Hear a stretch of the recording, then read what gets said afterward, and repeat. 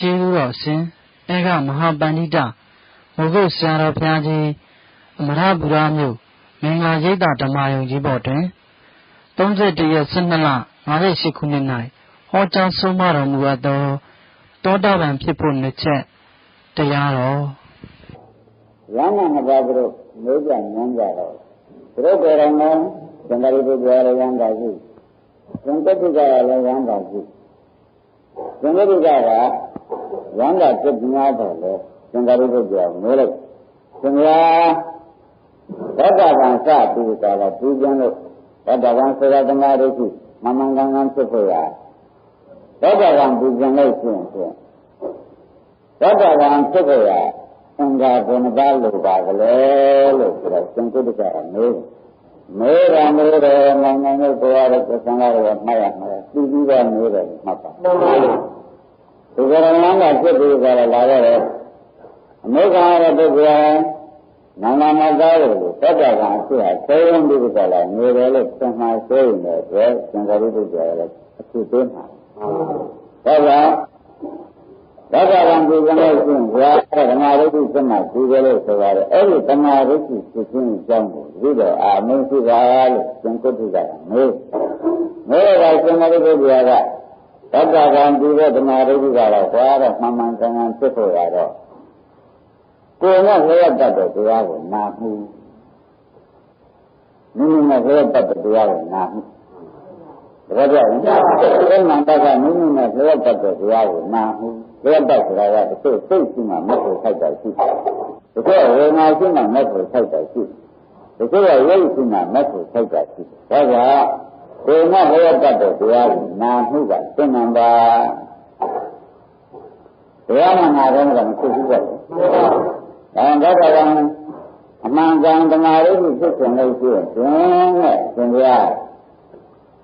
ဘယ်လိုများလိုပါလဲဘယ်လိုများဖြစ်စမှာဘယ်လိုကြောင့်ညွန့်မှာတတ္တဝံသိက္ခာမလဲလို့ပြောတဲ့အခါကျတော့ကိုယ်နဲ့လျက်တတ်တဲ့တရားနာမှုกว่าသံဃာရိပုတ္တရာသိက္ခာမဆိုလိုက်ဒါနဲ့ဆိုလိုက်ကိုယ်နဲ့လျက်တတ်တဲ့တရားနာမှုဆိုတော့တတိကံ၄ပါးရှိတကယ်ဘယ်နာရှိမှသင်္ချာတကယ်လည်းစိတ်ရှိမှသင်္ချာတကယ်လည်းသစ္စာရှိမှသင်္ချာတကယ်လည်းကာမဥပါဒနာဆိုတဲ့တစ်ခုခုကိုရှိမှသင်္ချာအဲ့တော့သူသင်္ချာတာတွေကသူ့ကျက်နဲ့သူလာတာပြည့်သူကလာနေတော့အာရမရမတွေဒီကအတိုင်းကိုယ်နဲ့လျက်တတ်တဲ့တရားနာမှုဟာသိဉ္ဇံပါအရေးကြီးတယ်ကိုယ်ကျက်နဲ့လျက်တဲ့တရားနာမှုကသိဉ္ဇံပါလို့မှတ်ပါဒါလေ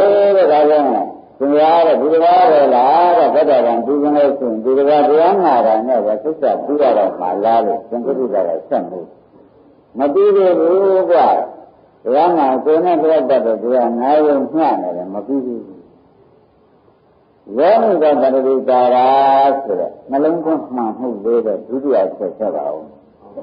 နှလုံးသွင်းမှန်မှုလေးကဒုတိယဆက်နှလုံးသွင်းမှန်မှုကဒုတိယဆက်တဲ့အာရမဓမ္မလို့နှလုံးသွင်းမှန်မှုကဘာလဲဒုတိယဆက်ကိုယ်နဲ့လျက်တတ်တဲ့တရားနာမှုကပထမဆေနှလုံးသွင်းမှန်မှုကဒုတိယဆက်ဒီနှစ်ချက်နဲ့ပြည့်စုံဖို့ကလိုတကွာတဲ့ဒီနှစ်ချက်နဲ့ပြည့်စုံလို့ရှိရင်သတ္တဗံသူရဲ့ဟာဖြင့်ဒီငါနှစ်ပါးကိုရှိပါတယ်လို့ရှင်သာရိပုတ္တရာကရှင်ပုတ္တိကဆိုတဲ့ရန်တာနိုင်ငံနောက်သားတွေအတွက်အချိန်တစ်ခုပေးခဲ့တာလေဘုရားဘာရဏတွေကလေးလေးနက်နက်မှတ်ပြီးကြတာကိုယ်နဲ့လျက်တဲ့တရားနာမှုနှလုံးသွင်းမှန်မှုဒီနှစ်ခုရှိတဲ့ချင်းတတ္တကံအမှန်ကန်တဲ့ဓမ္မရိပ်ရှိဖြစ်ပါတယ်ကွာလို့သိသိချာချာဟောအဲ့ဒါကဘာပါရမီမှမလိုဘူးလို့မှတ်လိုက်သမ်းပါတပည့်ကြပါရမီလို့ဆိုတာကလည်းရန်ပြရပါလို့ကိုကလဲရရန်ပြရပါလို့ဟုတ်လားအတိအကျစိတ်ပြရပါလို့ငါပရိယမဂဘာတော့ရန်တဲ့ကြီးပြရပါလို့အစရှိတယ်နဲ့ဒီတောတာကဒီညမတာပဲနဲ့ခုံကြီးတွေကလိုချင်လို့ရှိရင်တော့ဖြင့်ခဏမတုံသေးတဲ့ကဘာတုံတုံသေးတဲ့ကဘာတုံဆိုတယ်လောက်ကြတယ်နော်အားဒီလိုပဲဆိုရင်ဗျာ တန်ခါဆွေတာလည်းမကြောက်ပါဘူးဘာလို့လဲဆိုတော့မရှိကြပါဘူးမိဘနဲ့ဆံကြလို့ရှင်ဒုံကြီးနဲ့လည်းငြုံနေပါဘူးဉာဏ်ဉာဏ်လဲခန္ဓာဇာတုံးကြီးကဖြစ်တဲ့မိဘလိုချင်ပါတယ်ဆိုလို့ရှိရင်ဒကာဓမ္မတွေဒီမချက်ပဲကိုကလေတာလေပါမမလဲလားကိုယ်ကဘယ်ရောက်တဲ့တရားကိုနာမှုတဏ္ဍာဘာကြနှလုံးသွင်းမှမှုဒီနှစ်ခုရှိလို့ရှိရင်သူကြီးကဟုတ်ခဲ့လို့ရှိရင်ဒါကွာတဲ့တတ္တကံကြည့်ရပါပဲဓမ္မတွေအတ္တဆိုသိကောင်းပါမဲတဲ့ပုဂ္ဂိုလ်ကရှင်ကုဋ္ဌကဆိုတဲ့ယန္တာသေတဲ့ပုဂ္ဂိုလ်ကရှင်သာရိပုတ္တရာအဲ့ဒါမာယေရဏတုတ်မာယေရဏဆိုတဲ့ကဘုရားဗန္နာကပါဠိတော်ကိုဖတ်အဲ့ဒီမှာဒီဆရာပြောထားတဲ့တွေ့ဒီကပညာပြေကံကြားတွေကိုအာရုံဓမ္မတွေကမှတ်ထားတယ်သတ္တဝံဒီကနေ့ဆိုရင်ဒီငါမဆက်တာပြည့်စုံကိုရည်ကြည့်တယ်ဆိုတာကိုယနေ့ဆုံးဖြတ်ချက်ချပလိုက်သတ္တဝံဒီကနေ့ဆိုရင်ကိုယ်နဲ့လျောက်တတ်တဲ့ဘုရားနာမှုလောကတရားဆိုတာဒီကံလေးပါးတွေကတဘာဝပါပဲကိုယ်နဲ့လျောက်တတ်တဲ့ဘုရားနာမှုတဏ္ဍာနှလုံးသားမှန်မှုနဲ့ဒီငါမတန်းကပြည့်စုံလို့ရှိရင်သူကြီးကနှုတ်ခဲ့တော့ဒကာရမတွေဘယ်ကိုမဆိုရတယ်လို့သုံးချက်ကိုစားပါဒါဖြင့်မောင်ငယ်တို့တို့ကလားလို့မလို့ပါဘူးတဲ့အဲ့ဒါဘုရားကတော့ဖြင့်ဒကာရမတွေပဋိသင်္ကိုဒီလိုကြောကြရမှာလေသုတ္တမိကကနာရဟောဝေဒနာမိကကနာရဟောကာမိကကနာရဟောသစ္စာဆိုတဲ့ဓမ္မမိကကနာရလည်းဟောအဲ့ဒါဒီကတစ်ခုပြီးတော့တောင်းရတာမှသိကြတယ်။နာရနာရနာရိသံဃာတွေကတကားကားနဲ့တော့ရှင်ကိုယ်ကျဲနဲ့ကိုယ်ကြိုက်တော့တွေ့တော့မှာ။တွေ့တဲ့အခါကျလို့ရှိရင်ဒါတဏ္ဍာအောင်မြင်ပြီးကြတာနှဏ္ဍာနှလုံးသွင်းမှမှုကလေးဒါကိုသိရကြတာဆိုတော့ယနေ့လေးရင်းနဲ့သေတကာရမကိုတဲ့သိစေခြင်းလို့ပြောကြပြီလို့မှတ်ရတယ်။ဒီမဆက်ဆက်ပြန်ไม่မသိကြပါနဲ့ဆိုတော့ဒကာရမတွေပြိကြလိုက်တာသင်္ကန်းဘက်ကပါတော့ပရိသံလေးပါးရတာဒါပါပဲဒီမှာဆိုပတ်တာကိုစိတ်ဒီလိုကတော့ဝေဒနာမှသင်ကြားတယ်ဆိုအဲ့ဒါကြောင့်ဝေဒနာပြီးတော့ဟာအပြည့်များတယ်ဆိုလို့ရှိရင်အဲ့ဒါကိုယ်နဲ့ဆိုပတ်တာမှန်ဒီလိုကစိတ်ကိုပဲအာဟုရှိလို့ဉာဏ်နဲ့ပြန်လို့ရှိတယ်ဗျာလို့ဆိုလို့ရှိရင်တရားတော်ကဒါကိုယ်နဲ့ဆိုပတ်တာစိတ်ထဲလို့မှတ်ဒီလိုကတော့ဗျာရုပ်တည်နံဒါလေးပါရည်လောက်လောက်ငင်းလိုက်ဘာရတဲ့စိတ်တက်တက်တာတွေသူလိုက်ကိုယ်လိုက်ကိုယ်ရတဲ့စိတ်တက်တက်တာတွေဒီလိုကဒါပဲသင်ကြားတယ်ဆိုအဲ့ဒါကိုယ်နဲ့ဆိုပတ်တဲ့တရားလို့မှတ်ပါဒီလိုကတော့ဒါကြည့်လိုက်ဝိပရိနာမဆောက်ပြန်တာလေးတွေကဒုက္ခဒုက္ခကြီးပဲလို့ပဲမြင်နေတယ်ဝိညာဉ်ကြီးကဆောက်ပြန်တဲ့ဒုက္ခဒုက္ခမြင်တာပဲလောဘစိတ်တွေကုသိုလ်စိတ်တွေပြုလိုက်ပြန်တယ်ဆောက်ပြန်တဲ့ဒုက္ခဒုက္ခတွေပဲမြင်တယ်ဆိုရင်သူကသစ္စာဆိုတဲ့ဓမ္မနုပနာပြိဋ္ဌာန်နဲ့ပြည့်စုံနဲ့တိုက်လို့သူ့ညာနဲ့သင်များတာကိုဆိုပြီးအဲ့ဒါကိုယ်နဲ့ပြောတတ်တဲ့တရားလို့မှတ်လိုက်တာဒါကြောင့်ဘယ်နဲ့ပြောတတ်တဲ့တရားကတော့သိကြည့်ရင်သိတယ်နော်သိကြည့်ရင်သိတာလေဓမ္မတွေအဲ့တော့ဘုရားကိုမြင်ရပါကဘာလို့ကိုမြင်ရမလဲလို့ပြောတော့နှလုံးသားဖြစ်တဲ့နှလုံးသားမှန်မှုလေးတော့ကိုမြင်ရလိမ့်မယ်နှလုံးသားမှန်မှုဆိုတာဓမ္မကိုနှလုံးသားမှန်မှုဆိုတဲ့အချက်ကလေးကအမှန်အရေးရှိပါတယ်နှလုံးသားမှန်မှုဆိုတာကဘုရားကဘာလာလဲနဲလို့နေနေကြမလို့ပါဘူးကိုယ်တည်းနဲ့တော်တဲ့ဘုရားဟာကိုယ်ပြည့်ပြီးဥမှန်စိတ်ပြည့်တရားစိတ်နဲ့ပဲကိုယ်ကလည်းဘုရားရဲ့ဝေဒနာရဲ့ကိုယ်နဲ့ဘုရားရဲ့ဆိုလို့ရှိရင်တဲ့အဲ့ဒီဘုရားရဲ့ဘုရားကိုတရားနာထားပြီးသိတဲ့အခါကျတော့နှလုံးသားမှန်မှုဟာဘုရားရဲ့ကိုယ်ကြီးနဲ့ဒကာရမရဲ့ဒီနှလုံးသွင်းတဲ့အတူတူဒီကလာတဲ့အောင်ဒီစိတ်ပါဆိုတာရင်းလို့ပြောရဒါပါပြန်နှလုံးသွင်းမှမှုဆိုတာဒကာရမရဲ့အကြောင်းမပါဘူးအနုတ္တရှိအနုတ္တသိဒါနှလုံးသွင်းမှမလို့မှာအနုတ္တရှိတဲ့တရားကိုအနုတ္တတွေ့ဒုက္ခရှိတဲ့တရားဒုက္ခဖြစ်နေတာကိုဒုက္ခရတယ်တွေ့ပုဂ္ဂိုလ်တ attva တွေပြောကြည့်ကြတာအနိစ္စရှိအနိစ္စတွေ့တာပဲလို့ဆိုတာနှလုံးသွင်းမှန်တာပါပဲအနတ္တရှိအနတ္တတွေ့အတုကရှိအတုကတွေ့နှလုံးသွင်းမှန်တာပဲအဲ့ဒါ ဒါကလည်းနှလုံးသားမှန်မှုကလည်းကိုယ်အနိစ္စသတ္တနာရှိလိုက်တဲ့အခါမှာအနိစ္စရှိတယ်အနိစ္စပဲဉာဏ်ထဲမှာတွေ့လို့ရှိရင်ဒါနှလုံးသားမှန်ပြီလို့မှတ်လိုက်တာတော့ဒုက္ခကိုယ်ကဒုက္ခလို့ပြများတယ်ဒုက္ခရောစိတ်ဒုက္ခစိတ်ဒုက္ခပဲလို့ဆိုပြီးဒုက္ခလေးတွေကြီးပဲဉာဏ်ထဲမှာဝေဒနာပြည့်ကြံဝေဒနာမပြည့်ဒုက္ခပြည့်သိပြီးတော့ကျန်တယ်စိတ်မပြည့်ဒုက္ခပြည့်ဒါလို့ကျင့်ကြတာနှလုံးသားမှန်ပြီလို့ပဲဓမ္မတွေသင်္ကြန်ကိုစတာတော့အနတ္တရှိရအနတ္တပြည့်ရနော်ဒါရင်ဒါဖြင့်နှလုံးသားမှန်ဆိုတာကဓမ္မတွေအရှိနဲ့အတိတ်ကိုက်ဖို့ပါပဲလို့ခဏခဏပြောအရှိနဲ့အတိတ်ကိုက်ဖို့ပါ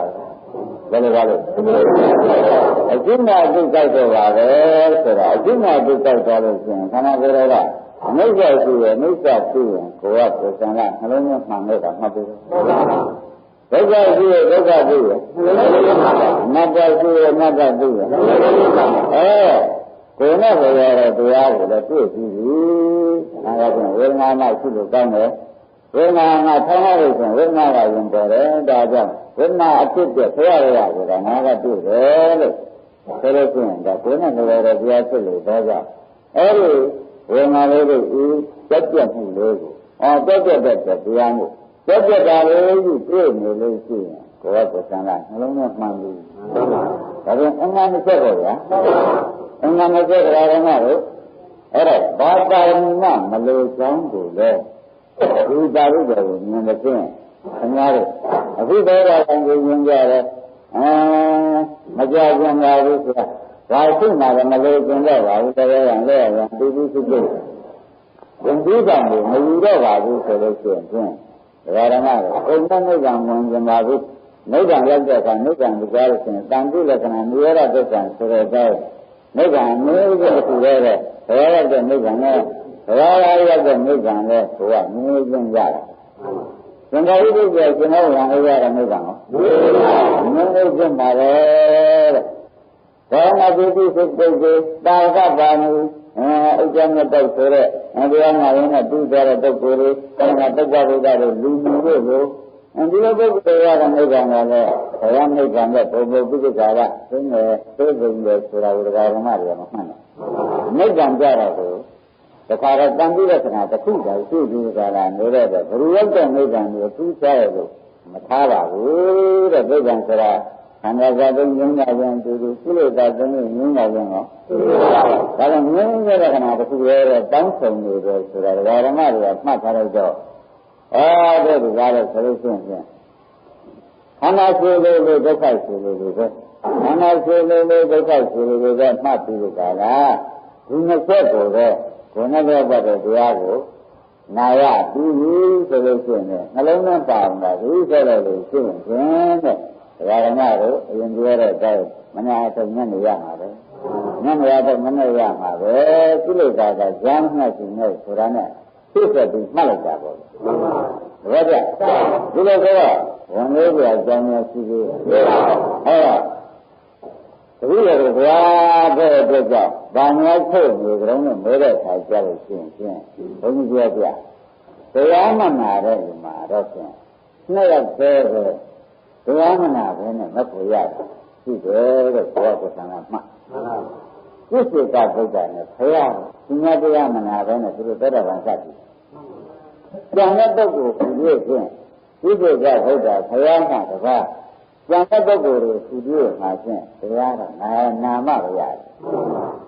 တရားနာမမလုံးနဲ့နာမပဲကျန်တဲ့ပုဂ္ဂိုလ်တွေရတယ်ဆိုတော့ဘုရားကိုယ်ကထုတ်လိုက်ကြတယ်နဲ့မျိုးတော့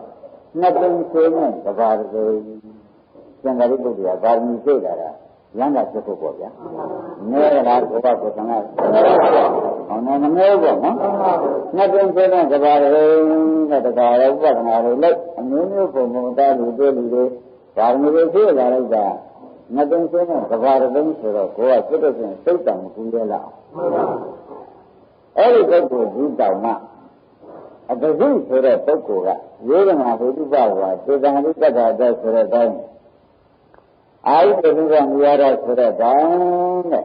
ဒီကာထာလေးမှာမကြားရရလို့ရှိရင်တဲ့နှစ်သုံးခွင်းနဲ့ကြွားတဲ့ပုဂ္ဂိုလ်ဟာအဟောတိကံပြရတခါတော့ဗတ္တဝါနဲ့စပြီးရန္တာဖြစ်ဖို့အကြောင်းရှိတယ်မောင်းနဲ့ တရားနာမှုဘယ်လိုရေးကြည့်လဲဆိုတော့ပေါ်တယ်ဒါဖြင့်တရားနာမှုမရှိဘဲနဲ့ရတာဘယ်နှပါးကရှိတယ်ဘုရားရဲ့ကျန်တဲ့ပုဂ္ဂိုလ်ချင်းတရားနာဟာပဲ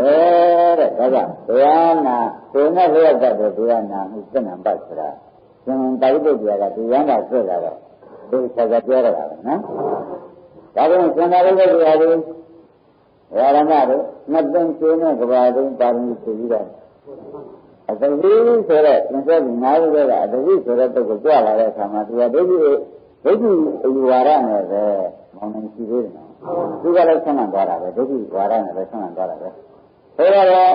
သတ္တဗံဒုတိယရဟန္တာသုတိကပုဂ္ဂိုလ်မဟုတ်ရဆန်းလာတယ်လမ်းဆုံးတဲ့အခါမှာသူ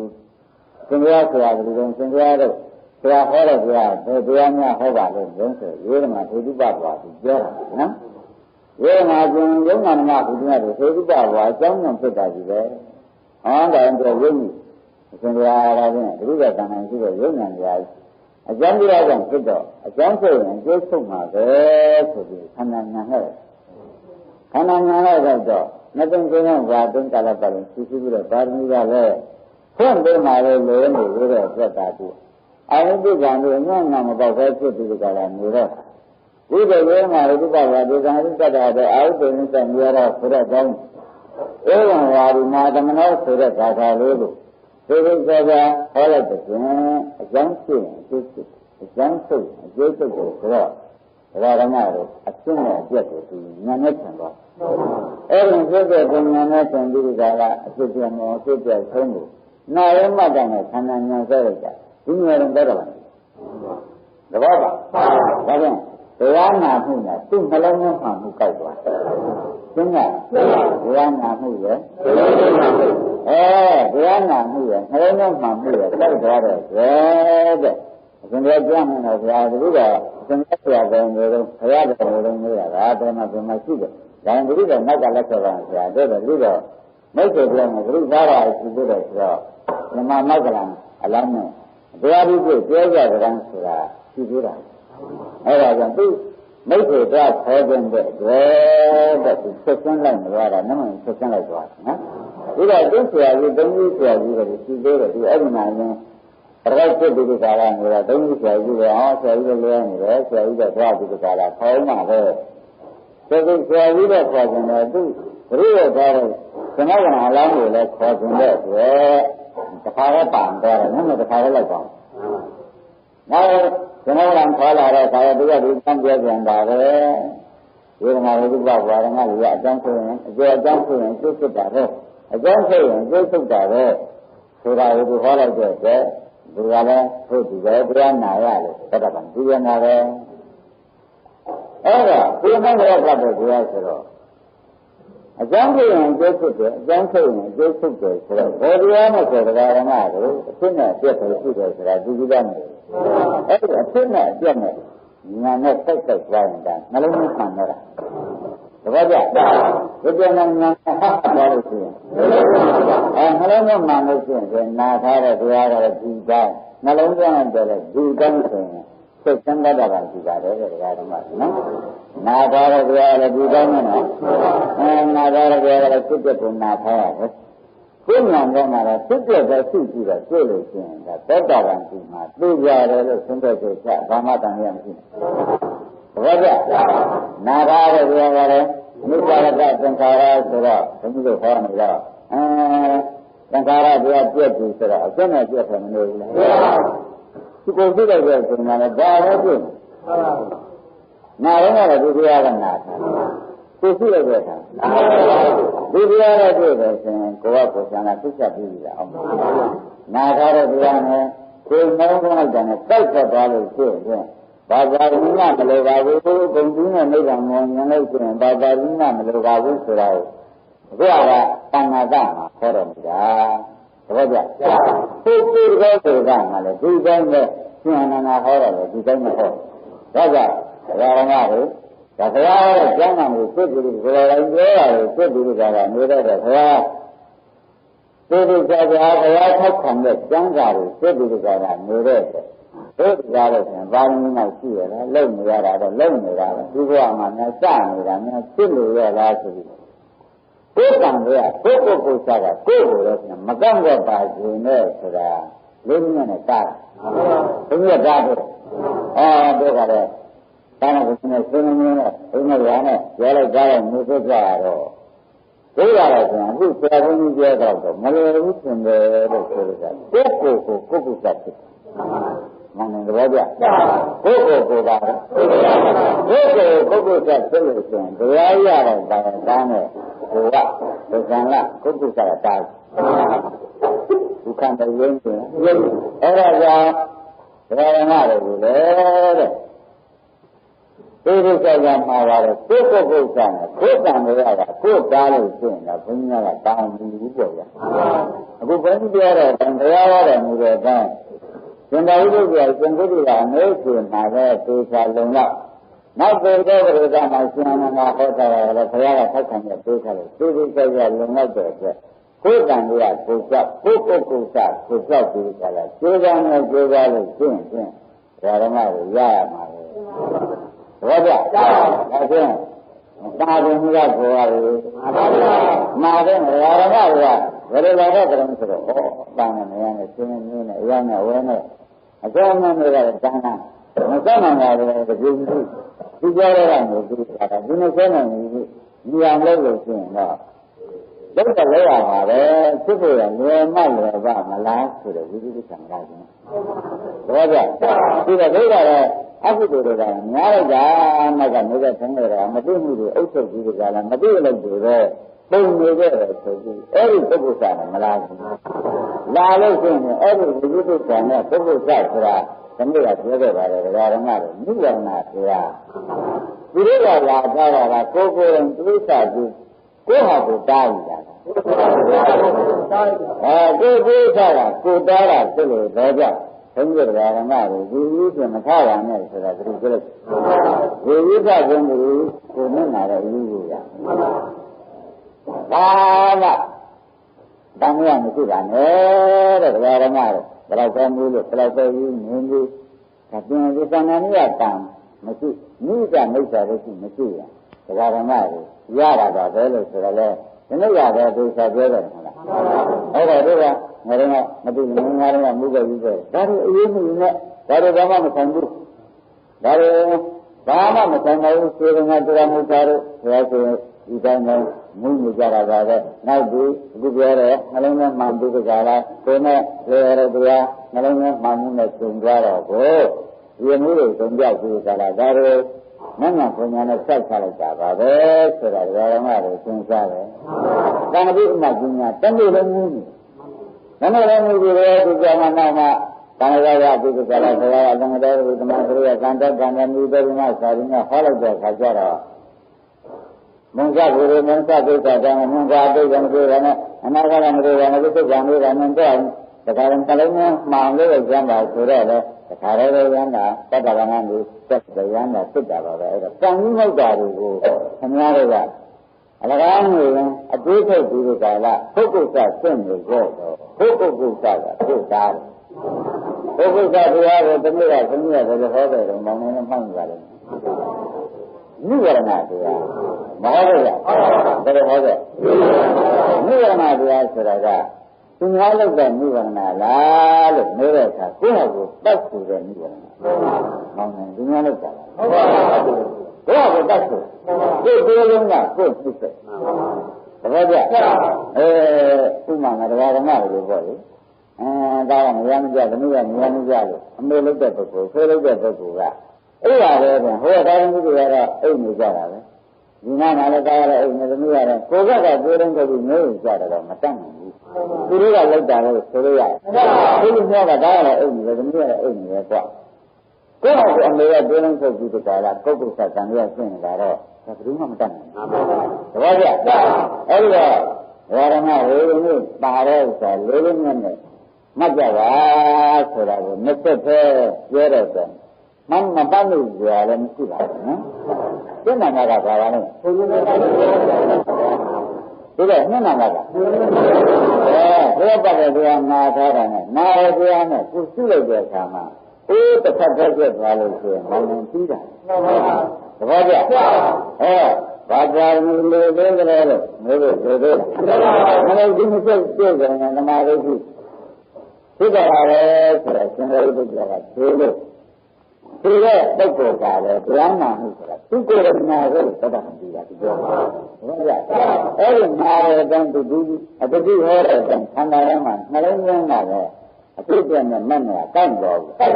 အဲ့ဒီကိုတွေ့သွားတော့သူကိုယ်ရနဲ့ဒီတရားကိုနာရသူကိုယ်ရနဲ့နှလုံးသွင်းအမှန်နဲ့နှလုံးသွင်းလိုက်ဒါကြောင့်သူကိုယ်ရနဲ့တတ်တော်ကစပြီ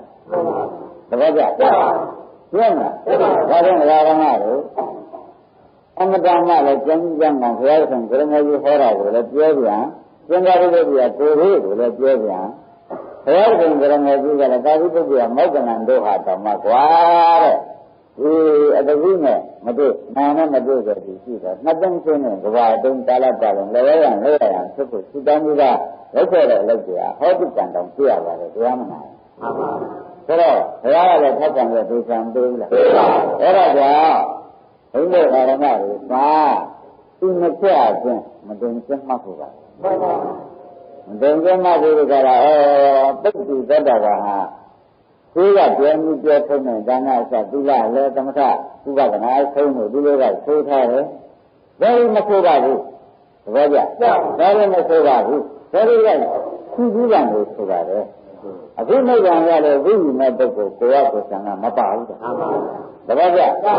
ဒါကမလိုဘူးဒီနှစ်ခုပဲလိုတယ်ဆိုတာကိုဖြင့်လေးနဲ့မှတ်ဖို့ပါပဲအာဘုန်းကြီးကဆံတော်ပြောနေတာလို့ဒီအင်းမရှိပါနဲ့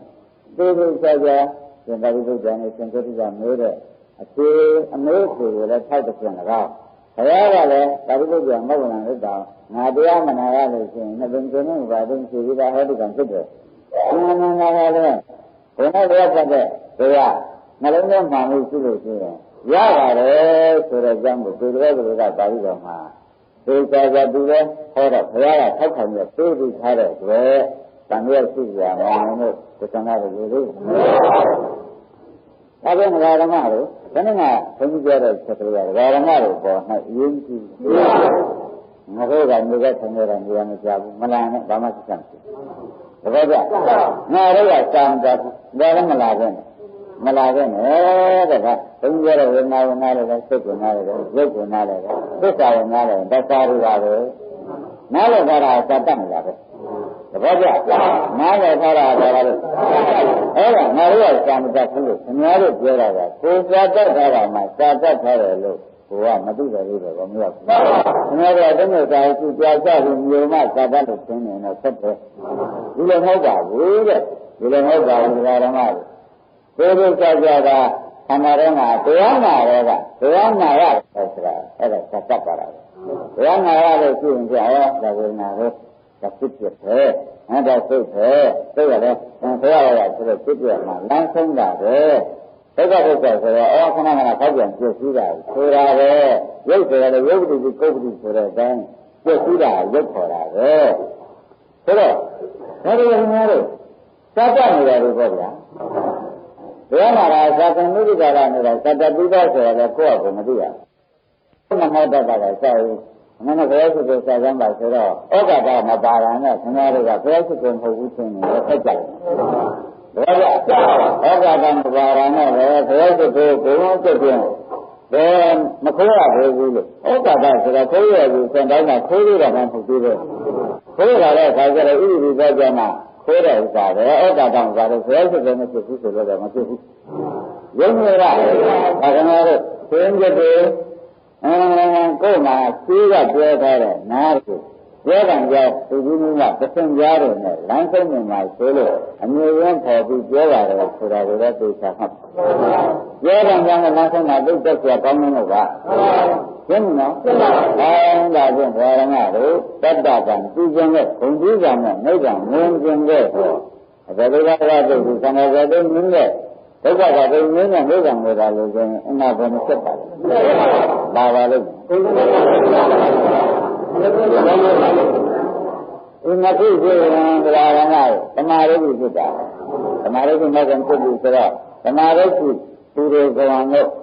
မိဒ္ဒနာတွေကတိုင်းမှာမဲ့ကံဖြစ်ပါမှာသမာဓိကသူတွေကံမှာကြားလို့ရှိပြီးကျမ်းစာတွေကသူ့နောက်လိုက်တာမှတ်လိုက်တာ nada orang yang Malaysia ni kemarin itu dalam tanah itu mereka supaya kampung malam. Berapa? Orang tu juga itu apa? Ini kan dia itu sah. Sekarang ada juga kunjungan. Nanti saya Malaysia mahu lego, kenapa? Karena punya ni ada terus. Terus saja rusnya. Dia mana ada tahu tuan tua baru. Malaysia baru sudah tiga lah. Orang Parmi baru terus parmi baru tu ada tua. Okey, kunjungan ni baru. Mereka yang tiga mereka ada mulai sudah ada yang mulai solusi Malaysia. Betul. Mereka sangat benar ada solusi. Yang ada apa pun. Asal kamera mata dah, ada sebab. Betul. Asal dah, ada sebab. Betul dia, betul temu sama. Asal dah. Saya tu lawan cara. Punya ni apa? Sudah orang. Dia temu kami dah orang. Dia temu kami orang ni agak lagi dah. Ada orang jadi ayah budi dia. Malam macam ni, karena orang yang kami jalan, macam ni. Ni apa? Kalau apa sebab? Wah, punya sesuatu susah orang. Berapa? Ada orang ada. Itu apa? Tangga kalau sendiri. Siapa sudah kuat siapa? Siapa nama yang mana? Siapa siapa? Siapa siapa? Siapa orang yang kerana sendiri berjuara, orang dia nak, orang orang yang menjak, terus orang yang, terus sesuatu, aman juara, sebenarnya siapa dia? Mula kanaga baru dah terjadi. Terus orang baru dah terjadi, sebenarnya. Kamu maju dari sana. Nabi orang yang ni, sebenarnya kau dah ni yang ni, kau berusaha, kau mesti pagi ni sudah lulus ni kan. Macam kau pagi ni, orang dari orang mana? Kau jaga dulu, jaga mana? Kau nak apa berjaga sini, parah mana? Kau sudah ada maksud ni, orang mana? Mana? Juga tengok kau, aku kau. Dia ada yang sungai itu, tidak betul. Apa dia? Dia ada yang sungai. Nak cari sih, tu cari sih, nak cari sih, nak cari sih, tu cari sih, nak cari sih. Era, dia ada yang sungai itu adalah cari jenak, bergambar sana, bersejarah ayat sahaja ni, ni cari sana dah sahaja ni. Apa dia? Era, dia ada yang sungai itu, memang langsung dia balik. Dia sudah ni pada sana zaman langsung. Raja, kita ada, memang langsung terus. Macam terus macam. Kita ada yang sana kita sana ni kan sudah. Ribuan yang itu, ribuan yang itu ada ni kan langsung. Dah ada kerja. Kalau itu ni dia sekarang nak itu ada orang ada. Ini juga buat bersama. Dia dengan orang yang baru. Tidak ada. Tidak berwarna baru. Dia dengan ekonomi sahaja tidak ada. Tidak berwarna baru. Tidak di mana sekarang orang ini macam apa bersama. Macam apa sekarang. Ribuan nama sudah ni. Ribuan nama dia. Macam apa ni jangan langsung bersuara. Dari sejak mana dia temu dia lepas. Kenapa? Sejak mana? Tapi dia temu dia hari ini. Dia temu orang mana? Semua dia sahaja. Abu dia cara. Ajang sel itu sahaja. Ajang sel. Dia ada tu. Ajang sel itu cara. Itu dia. Mereka terlihat berjamaah masih yang dalam berjamaah, berjamaah kita dalam sukan. Berjamaah kita dia berdua celaka. Ada kita tengah ini juga siang juga serasa boleh. Juga dengan kita betul. Ya serasa serasa boleh. Tengah jangan. Apa? Anda juga kita serasa boleh. Kaum dah orang mana? မူလတရားကိုပြန်ပြီးကြတာဖြစ်တဲ့အလောက်ခံတဲ့ပြညာပါပဲဆိုတော့ဟိုတရားနဲ့စင်သာတွေနဲ့တော့ပြန်နဲ့မိတ်တဲ့ပြေကြရတာဓမ္မတွေလည်းနဲ့ပြောနေတဲ့အတွက်အဲ့ဒါမပါဘူးပေါ့ဗျာတရားနဲ့ကသင်္ဃာတဲ့ဥစ္စာကမကောကံတို့ဒုက္ခသနာတမေမှုတော်ဟောတိဥစ္စာကမျိုးတော့ဥစ္စာကရောရဲဆိုနေဥစ္စာကတရိယတာနတ်ဘုရားမိတ်တာနာသိသောတိဆိုပြီးကြတာဒီပါဠိလေးနဲ့ပြောလိုက်တာပဲခရရရနိဗ္ဗာန်ကိုအမြန်ဆုံးတဏှာကုန်ပြီးနိဗ္ဗာန်ကိုအမြန်ကုန်တဲ့အမြန်ရောက်နိုင်တဲ့တဏှာကုန်တဲ့တရားဟောပါဗျာနိဗ္ဗာန်တဏှာကုန်ရောက်ကြမှာအဲ့ဒါနိဗ္ဗာန်ကိုအမြန်ရောက်တဲ့အမြန်ရောက်တဲ့တရားတဏှာဆုတ်တဲ့တရားအခုတော့ပြောပါဗျာတဲ့သင်္ကေအဲ့ဒီတဏှာဆုတ်တဲ့နေရာဆိုတာခရရရကိုလွန်ပါပြီတပတ်ကြတဏှာဆုတ်တဲ့နေရာမှာခရရရရှိသေးတယ်တဏှာဆုတ်တဲ့နေရာမှာခရရရဆိုတဲ့သဘောမရှိဘူးခရရရတယ်ဖြစ်တဲ့သင်္ခါရမြန်မာလာရှိအတ္တမကြဆိုတော့ခရရရရှိသေးတယ်မရှိတော့ပါဘူးတဲ့ဒါတော့မိစ္ဆာတူရတယ်ရှိရတယ်ခရရရမရှိပါဘူးဥပ္ပန္နနေကြတဲ့သင်္ကေခရရရကိုလွန်တဲ့နိဗ္ဗာန်ဥပ္ပန္နယောဂဆိုနေသင်္ကေယောဂဝိဒါကိုပုံစံနိုင်တယ်ဆိုတော့အာသဝနဲ့ယောဂအတူတူပါပဲယောဂဝိဒါကိုပုံစံနဲ့ကျန်တဲ့မြတ်သောခြင်းမြဲတာမြတ်သောခြင်းမြဲဆိုတာမဂ္ဂင်7ပါးခန္ဓာကိုယ်ရဲ့ရောက်မှဖြစ်တော့မှတရားဟာမြဲတယ်နော်မမလို့ဆိုရင်မဂ္ဂင်7ပါးမြဲတဲ့လို့ဆိုရင်ဒီဘဝမှာဥပမာနဲ့15နှစ်ဆက်ကြနဲ့မှာဗုဒ္ဓဘာသာနတ်နဲ့ဆယ်ရမှာသိက္ခာမှန်လို့ဖြစ်နေတယ်မဂ္ဂင်7ပါးဝန်းနဲ့မြဲတယ်ဒါကြောင့်ဥပ္ပန္နဝရတာရီရဲ့သင်္ကေသင်္ကေတကယ်တော့ခန္ဓာကိုယ်ထဲမှာတရားမြဲတယ်အဲ့ဒါကိုလည်းသိလို့ကျမတယ်နော်ဒီဝိမိတ်တဏ္ဍပြတဲ့နတ်လူတွေတဲ့မြတ်တဲ့တရားဆိုတာကိုလည်းဓမ္မတွေမိတ်တဏ္ဍဖတ်ထားတယ်နတ်လူတွေတို့တဲ့တာဝများစွာမြတ်တဲ့မိတ်တဏ္ဍကိုပြီးတော့အမှန်လို့ပြန်လာတယ်ဗျာတဏှာကုန်ပြီးတကားလားဒါကြောင့်ဘုရားကြီးပြောတာလေတဲ့ဘုရားရှင်ကိုရမေကြီးကဘောဓိမှာနာရမ်းမှုကိုပါရတယ်ဟောလိုက်အလုံးစုံပါတဲ့ခန္ဓာရောင်းကတက်ပြီးရှိရပါတယ်အဲ့ဒါကိုတဏှာမာနဒုက္ခမဆွဲလန်းလို့ရှင်ရပါတယ်ကွာသဘောကျအနာနာတကယ်တစ်ခုရှိတယ်ပေါ့နော်အဲ့ဒါတဏှာမာနဒုက္ခနောက်ကတလိုက်ရတယ်ဟောတော့အဲ့ဒီရတာတွေကနာအများတော်ဟောတာတဲ့ဒီလိုကြောင့်လည်းကိုပြောရမယ်ဆိုလို့ရှိရင်ကွာတဲ့ဝေဒနာသုံးပါးကလက်ရှိပါဒီကုသိုလ်စိတ်တရားနာလို့ဘာလို့ဒါဓမ္မကိုသိတိုင်းပါလေရံကြုံကိုယ်ကသိက္ခာဝဒုက္ခအရိက္ခမတ္တက္ခာသာဓုဝေဒနာကိုနိစ္စမြတ်တိဝိရဒမြတ်တိနိရောဓမြတ်တိပြိဋ္ဌာမြတ်တိဝိရိသာဓုဝေဒနာကိုနိရောဓမြတ်တိဥပ္ပတံတော့အပရိစ္ဆကံပရိမေသာယတိဒီတရားတွေကဒီဝေဒနာသုံးဖို့ဆိုတာမင်းရဲ့ရှိရှိတဲ့ကာလနေလို့ရှိရင်ကွာတောင်းလာတဲ့တဏှာသိသွားပါတယ်တောင်းလာတဲ့တဏှာသိလို့ရှိရင်နတ်ဆက်တွင်သိတဲ့ဥပါဒိတိတဲ့ဥပါဒမလားတဏှာသိဥပါဒမလားပါဘူးကွာ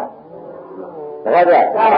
နတ်ဆက်တွင်သိတဲ့ဥပါဒိတိဘယ်လိုမျိုးတရားမှဥပါဒနဲ့ဆယ်လမ်းမရှိပါဘူးအဲ့ဒီကြတာသိညာဓာတ်ကိုဒီကံဓမ္မစရိယံဆိုတာသိသိကြဖြစ်ပါတယ်ကွာတဲ့ဝေဒနာသုံးပါးကမလှည့်ရှိပါလို့ဒါကြောင့်ဟဲ့တယ်သဘောကျအဲ့ဒါဒါကြောင့်လည်းနေတာတဏှာဉာဏ်ကုန်ပြီးခရရရဉာဏ်နဲ့ကိုရဖြစ်နေလို့ဒီကအဲ့ဒါကလည်းလည်းလို့တာကဝေဒနာသုံးပါးကိုပရမဆိုးကြဝေဒနာသုံးပါးရှိတယ်ကွာတဲ့ဓမ္မတွေမျိုးနဲ့ခေါင်းနဲ့တွေ့ရတယ်နော်ဝေဒနာသုံးပါးကိုပရမဆိုးကြညာတပရိဉာဏ်နဲ့တွေ့အောင်လုပ်ပါနောက်သိနာပရိဉာဏ်နဲ့ပွားနောက်ဘာနာပရိဉာဏ်ဆိုတဲ့မဲ့ပေါ်လုပ်ပါဒါကြောင့်လည်းဒကာရမတို့တရားကိုဟောတယ်ဆိုတော့သဘောကျတယ်ဝိညာဉ်သုံးပါးကိုသိမှုအရင်ရှိတယ်နောက်ပွားမှုလုပ်ပါသဘောကျနောက်ကြတော့ကိုတဲ့ပယ်မှုဝေဒနာနဲ့ပတ်သက်တဲ့ဓမ္မကိုအနည်းငယ်ကပယ်မှုလုပ်ပါဒါပြန်သိမှုပွားမှုပယ်မှုပေါ့ဗျာဝေဒနာသုံးပါးကို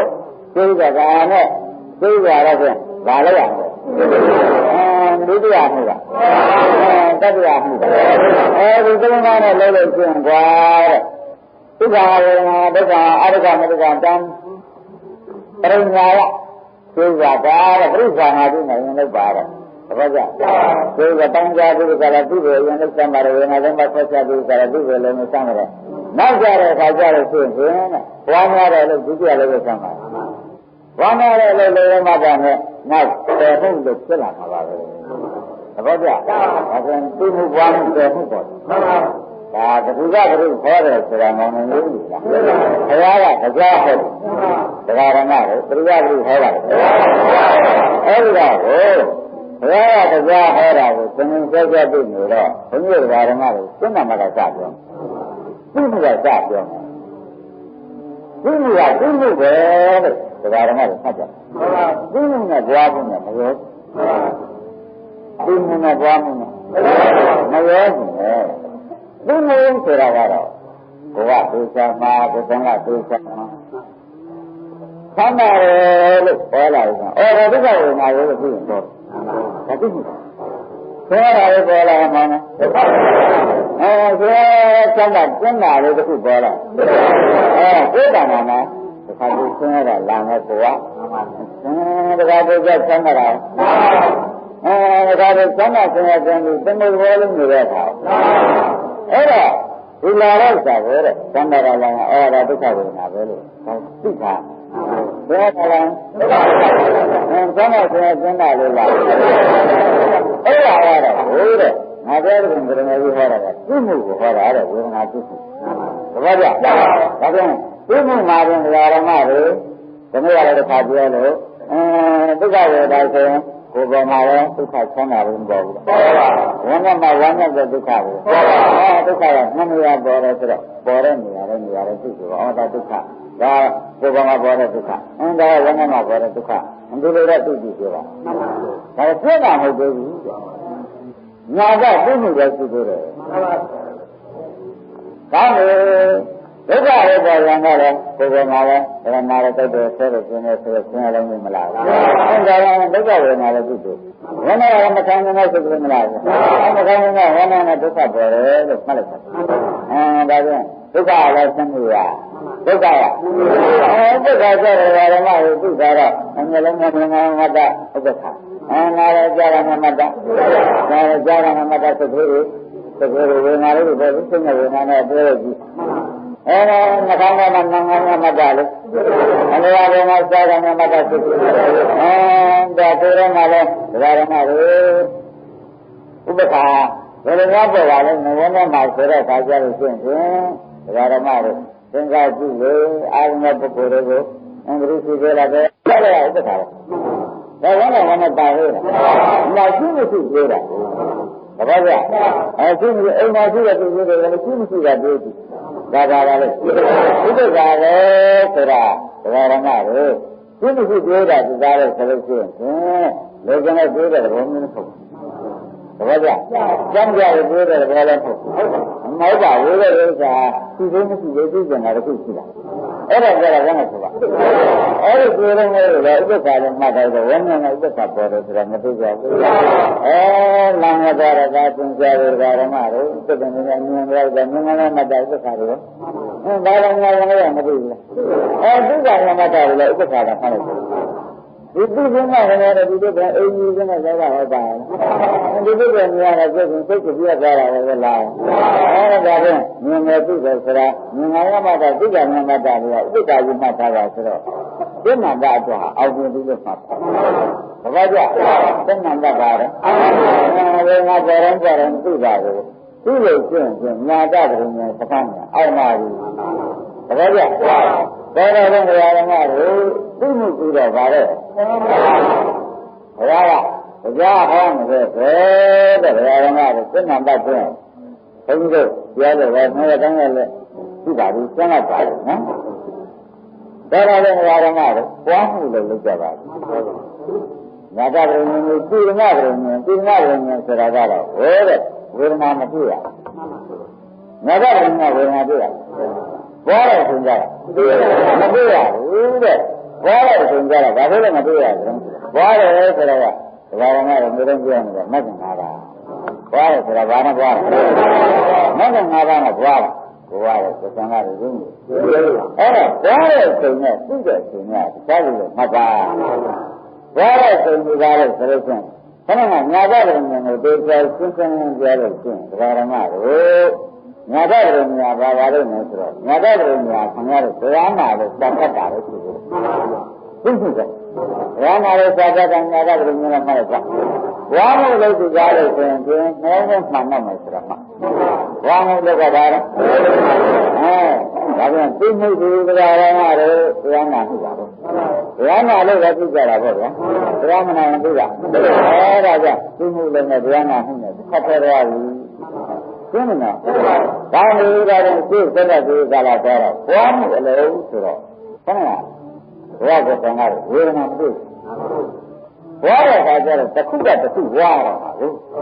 ဒီတစ်ခုကိုဒီတစ်ခုနဲ့ဘွားရတပည့်ကြဒီတစ်ခုကိုနောက်ကဘွားမှုသိမလားဘာမှမသိမှုသူတွေကနော်တဲ့တော့တဲ့ဘာဝတ္တကသစ္စာဆိုလို့ဘုရားကသိနာပညာဘာဝတ္တကသစ္စာဆိုလို့ဘွားမှုနဲ့သုံးတာလားရှင်းရှင်းမှုပါပဲတပည့်ကြဘွားမှုနဲ့ရှင်းမှုတာသူတွေလည်းသုံးလို့ဆိုတယ်ဒါမျိုးဒါပြောခန္ဓာကိုယ်ထဲမှာနှစ်စိတ်မပေါ်ဘူးဆိုတာလေနှဝေဒနာပြန်မပေါ်ဘူးဆိုတာလေသဘောကျဒုက္ခနာရတဲ့ဝေဒနာသိညာရတယ်ဝေဒနာဒီမှာလည်းရှိတာဒီမှာလည်းရှိတာသဘောကျအဲ့ဒါဝေဒနာတွေကဝေဒနာနှစ်ခုမပြောင်းဘူးလို့ဟောတဲ့တုံးလို့ဆိုတော့သင်္ကာရိပုတ္တရာရဲ့သူဒီကနခသင်္ကာရိပုတ္တရာရဲ့သူဒီကနခဝေဒနာမပြောင်းဘူးကိုသိချက်ဖျားဆိုတော့ဆုံးဝေဆိုတာဝေကြည့်ကြတဲ့သုဒ္ဓရကဆိုတဲ့ဥဒိတခုထဲမှာသင်္ကာရိပုတ္တရာကလည်းမနန္တုအတ္တိပြဘဒ္ဒဗံဒီလိုပြောစီရတယ်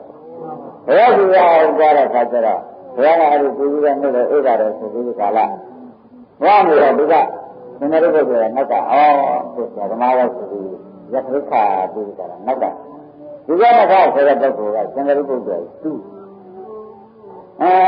ငါဥပ္ပိရဲ့ဘောရမနာလည်းကြတော့ခဏရဒီကနဲ့ဖြစ်တယ်မသိရဘူးဘာသာမှလည်းမကြားရဘူးဒါနဲ့ဒီလာဥမတောင်းတယ်ဆိုတော့အဲ့ဒီကြည့်ကြည့်တော့ဘုရားရောသင်္ကာရိပုတ္တရာယက္ခဘုရားထိုင်နေတာတွေ့တယ်ဆိုကြမှာသူ့ကိုဒီလိုနဲ့မရှိပါနဲ့ကွာဒီကနေ့ကသူကကြတာဝေဒနာကိုပြက်ဟောဒီကနေ့ကဝေဒနာဟောတာဝေဒနာကဝေဒနာကြားတဲ့မမှတ်ထားကြအောင်ဆို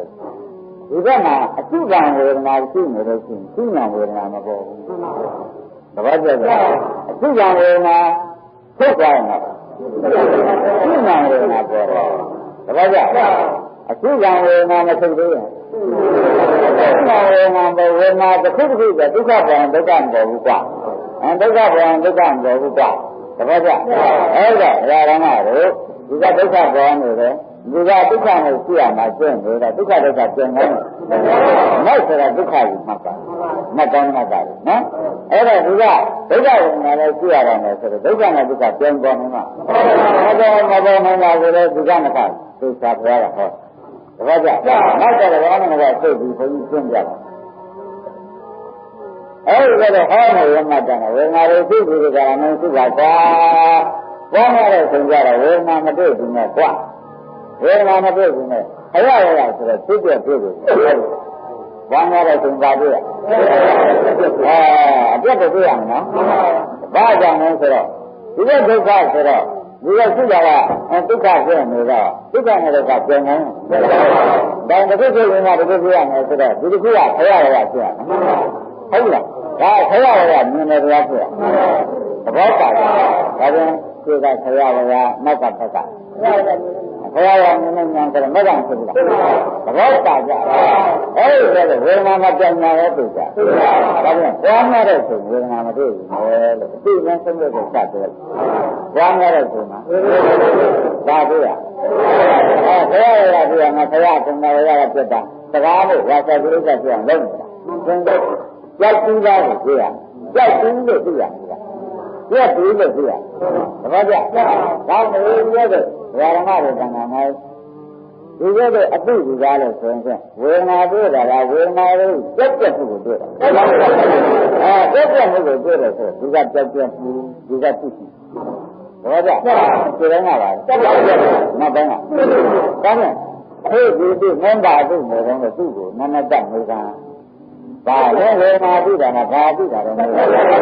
ရက်ပြတာကိုသိအနာကဘယ်မှာလဲဝေဒနာသိ ဘာမှလည်းသင်ကြတော့အဲ့ဒါကြောင့်ဟောသတိဉာဏ်သုံးပါးရှိတယ်အငို့ကိုပါဠိတော်မှာသိသာဟောတယ်ဘောပါကြအဲ့ဥပဒနာမှာဥညာတော့သူသူကြောက်ဆာဇာနာသိပါလို့ပြင်ဖြင့်ဓမ္မတို့ဗေနည်းနဲ့မပေါက်မရမရှိဘူးဆိုတာပြန်ဆုံးဖြတ်ချက်ပေါက်ရလို့မယ်တဲ့ဘုရားလည်းဆက်မှာသမဏလေးဆိုရင်မဖြစ်ဘူးဘုရားလည်းဆက်မှာလုပ်တပည့်ကြဘုရားနာမလို့လည်းလုပ်ရမယ်လို့ဆိုတာလေဘုရားဆန္ဒပါဠိတော်မှာပါတယ်ဒီမာဝရဏကသုလဝရဏတုတ်မှာသိချာဟောပါတယ်ဒါနဲ့လည်းဝါရဏတို့ဘုရားရဲ့ဆိုမှာဝိညာဉ်နှစ်ခုကြံကြမကြံဘူး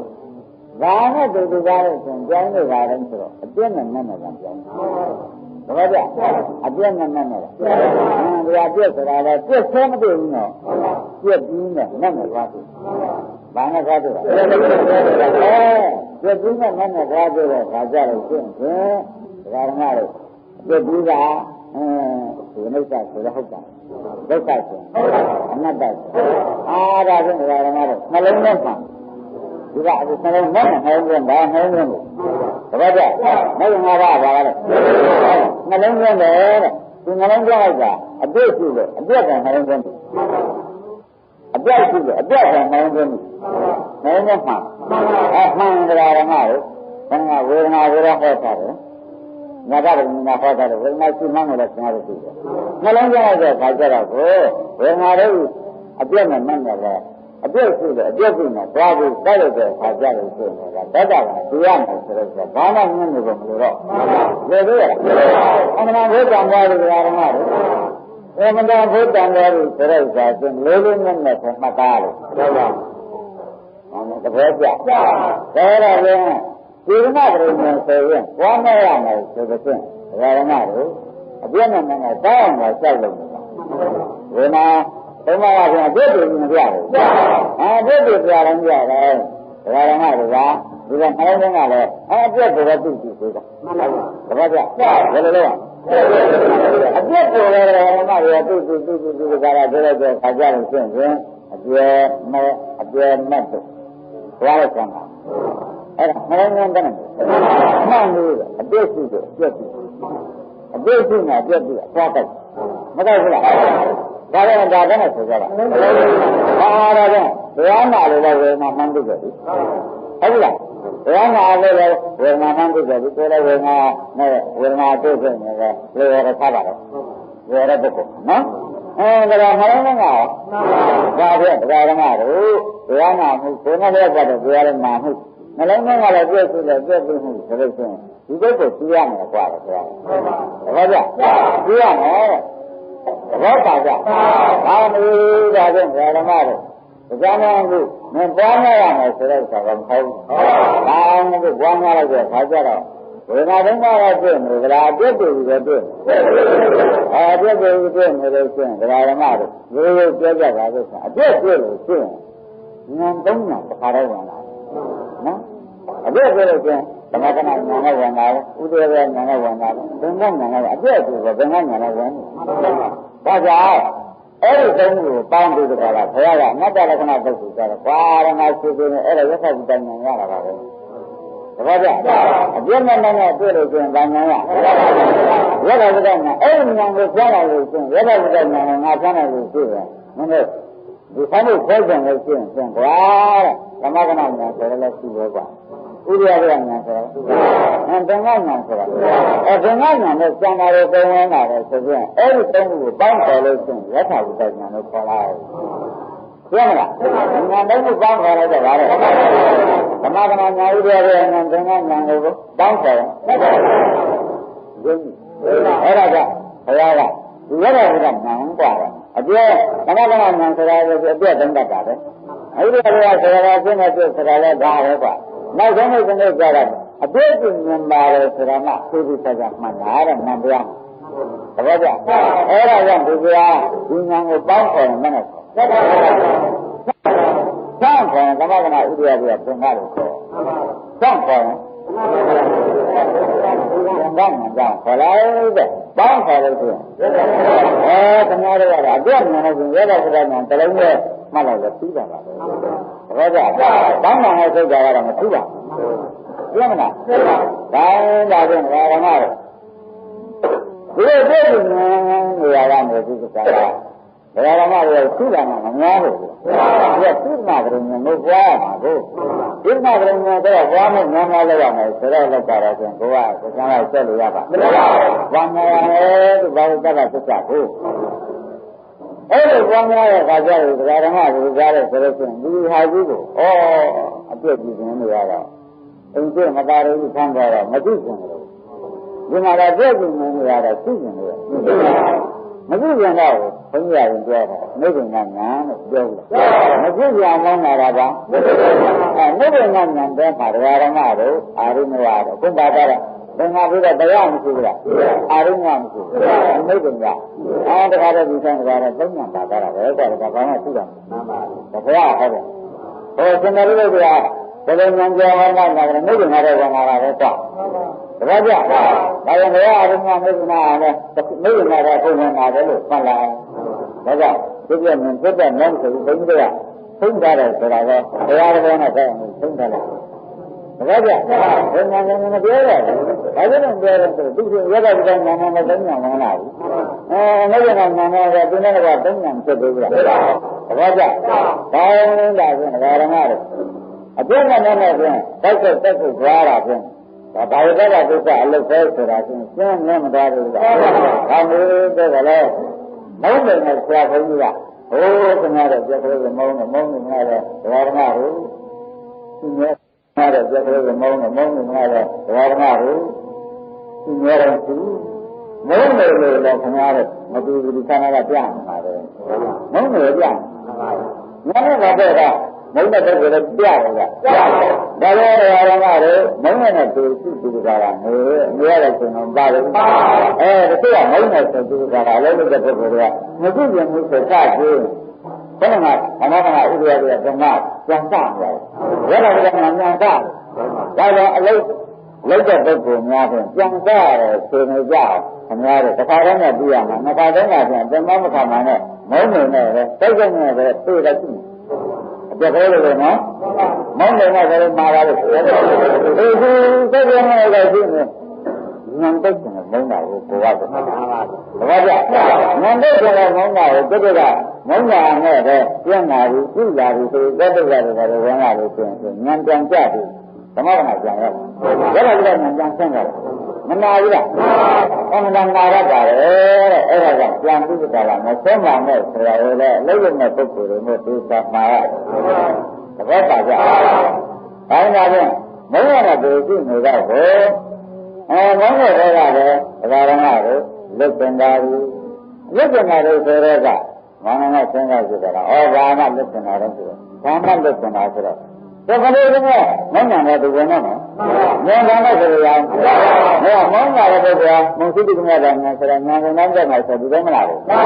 လွတ်တင်တာလည်းဆိုတော့ဒါကိုလူကနေတော့ပါပဲအားကြောင့်မုန်းစိတ္တကမြတ်တာညာကိုယ်တိုင်ညာသံဃာရုပ်ကညာအနိရောဓဉာဏ်တွေကဓမ္မဉာဏ်သိမှုတော့ကြောင့်မလို့ကျတဲ့ဉာဏ်ကြီးပဲမှတ်လားဓမ္မဉာဏ်နဲ့ပုံမှန်ကြတာဒါကြောင့်ယထာဘုဒ္ဓညာမုဒ္ဒနာညာမလို့ကျတဲ့ဉာဏ်ကိုသိတာပဲဒါကြောင့်အသိဉာဏ်နဲ့ဆိုတာကဘောပါဒါကြောင့်ဒီရတဲ့ဓမ္မတွေအားလုံးနဲ့ဆိုရင်သုံးဉာဏ်နဲ့ကတက်လိုက်ဆိုလဲသုံးဉာဏ်ကိုပြောရင်လည်းမှတ်လိုက်တာဒါကြောင့်ဒါကလည်းသုံးဉာဏ်ကိုတက်လိုက်တဲ့တဏ္ဍမကယထာဘုဒ္ဓညာမနမကသုံးလုံးပါပါညာဘာညာဆိုတော့ဓမ္မတွေမသိကြဘူးလားဘာမှဒါဆိုဒီဉာဏ်ရှင်တွေတိုးပြီးကြလားဒီဒါတွေ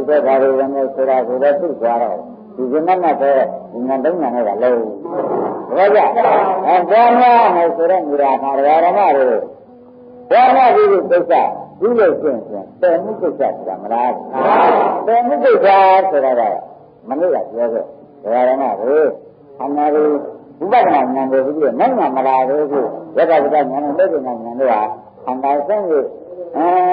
တဏှာကဆုံးတယ်မိစ္ဆာမမြင်ပါဘူးလို့မနေ့ကပြောဘူး။တယ်မှုဉာဏ်လာတဲ့အခါကျတော့ခန္ဓာလည်းဆုံးတဏှာလည်းဆုံးတယ်တယ်မှုဉာဏ်ကြမှာရမယ်။ဒါကြောင့်ဒီဖြစ်တဲ့ဒီဘုရားရဲ့ဓမ္မတွေဘုရားနဲ့လိုက်ကြဘူးတော့မလိုက်ကြဘူးလားဘုရားရဲ့တဲ့အခါကျတော့ဘုရားရဲ့အထုံးဆိုတာ ခရရရဆိုတာပုံမှန်ကြက်ပုံမှန်ကြက်ကသိရင်ကြတဲ့ခါကြလို့ရှင်းရှင်းဒီကကောင်ကတော့မကုမပြောက်တာတော့သိရတယ်ပုံမှန်ကြက်ကဆုံးသွားမကုမပြောက်တာကခါကြနိဗ္ဗာန်ကြတာမှာခန္ဓာလည်းလုံးလုံးတော့တပတ်ကြဓမ္မဘယ်လိုဘယ်လိုဓမ္မတွေဆုံးအောင်လိုက်ကြပြီတော့မလိုက်ကြဘူးလားဆုံးအောင်လိုက်တဲ့ခါကြလို့ရှင်းတယ်ခရရရအဆုံးဆိုတာခရရရဆိုတာပုံမှန်ကြက်ပုံမှန်ကြက်ကဆုံးပြတဲ့ခါကြလို့ရှင်းရှင်းဒါကမှတော့မကုမပြောက်တာတော့သိရအောင်ပုံမှန်ကြက်ကဆုံးပြပုံမှန်ကြက်ကခါကြနိဗ္ဗာန်ကြတာမှာအမှန်လည်းလုံးလုံးတော့တပတ်ကြဓမ္မဘုရားဓမ္မပတ်တဲ့ဒုတိယဓမ္မတွေလုံးဝသက်သာနိဗ္ဗာန်တော့အဲ့ဒါကြတော့ဘာမှမဖြစ်ဘူးတပတ်ကြဘုရားရဲ့ဗရဏဆိုလို့ဘာမှမဖြစ်ဘူးနဲ့မသိဘူးဒုရဏဗရဏကဟောလိုက်ဒါကနိုင်ငံဆိုင်လာတဲ့အခါကျဒီဖြစ်တဲ့တွေသုံးကြတဲ့အခါကျတော့ခန္ဓာလည်းတယ်ဓမ္မနိဗ္ဗာန်တော့မတ်တက်လာပြီလားပြောပြီးတော့အဲ့ဒါကြတော့ဘာမှမဖြစ်ဘူးနဲ့ဆိုလိုက်တာဒါပြန်ဟောအောင်လိုက်ဆိုလို့ရှိရင်ဘာမှမဖြစ်ဘူးဖြစ်မှာရှင်းလားအဲ့ဒီဘာသာကဒီကတည်းကလည်းဒီကတည်းကလည်းဆိုလာတယ်မဲ့တော့ကိုဘုရားကမသိချင်ပါဘူးဆိုရရတယ်ဒါပြန်လာတော့ဘုရားမျိုးတုံးပြန်စားတယ်အစကပြန်ပြီးတော့နည်းနည်းပြောလိုက်ပါတဲ့သောတာပန်ပြည်ပြန်ဘယ်လိုယူလို့ကိုယ်နဲ့ဟဲ့ပါလို့ရတယ်မနာမှာကမလုံးဝမှာမှုဘယ်မှာကပါလဲမနာမှာကပါလဲဒီနေ့ကပြောရင်ပါပြရသောတာပန်ပြည်ရမယ်ဆိုတာဆရာကလည်းဟောစင်္ကာရိပုဂ္ဂိုလ်လည်းဟောစင်နာလည်းသုံးရကျန်ဟောနေတဲ့အတွက်တန်တရားမရှိဘဲနဲ့ပြောကြပါကျန်လားအဲဒီလိုဒီလိုတက်ကြအောင်